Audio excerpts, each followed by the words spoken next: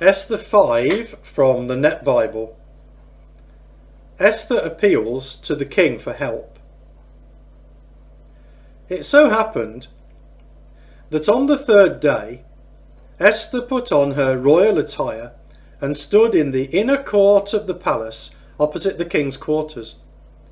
The king was sitting on his royal throne in the palace opposite the entrance. When the king saw Queen Esther standing in the court, she met with his approval. The king extended to Esther the gold sceptre that was in his hand, and Esther approached and touched the end of the sceptre. The king said to her, "What is on your mind, Queen Esther? What is your request? Even as much as half the kingdom will be given to you."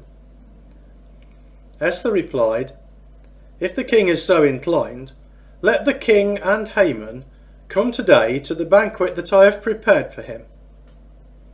The king replied, "Find Haman quickly, so that we can do as Esther requests." So the king and Haman went to the banquet that Esther had prepared. While at the banquet of wine, the king said to Esther, "What is your request? It shall be given to you. What is your petition? Ask for as much as half the kingdom, and it shall be done." Esther responded, "My request and my petition is this. If I have found favour in the king's sight, and if the king is inclined to grant my request and perform my petition, let the king and Haman come tomorrow to the banquet that I will prepare for them. At that time I will do as the king wishes." Haman expresses his hatred of Mordecai. Now Haman went forth that day pleased and very much encouraged. But when Haman saw Mordecai at the king's gate, and he did not rise nor tremble in his presence, Haman was filled with rage toward Mordecai.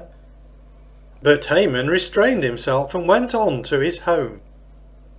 He then sent for his friends to join him, along with his wife Zeresh. Haman then recounted to them his fabulous wealth, his many sons, and how the king had magnified him and exalted him over the king's other officials and servants. Haman said, "Furthermore, Queen Esther invited only me to accompany the king to the banquet that she prepared. And also tomorrow I am invited along with the king. Yet all of this fails to satisfy me so long as I have to see Mordecai the Jew sitting at the king's gate." Haman's wife Zeresh and all his friends said to him, "Have a gallows 75 feet high built, and in the morning tell the king that Mordecai should be hanged on it. Then go with the king to the banquet contented." It seemed like a good idea to Haman, so he had the gallows built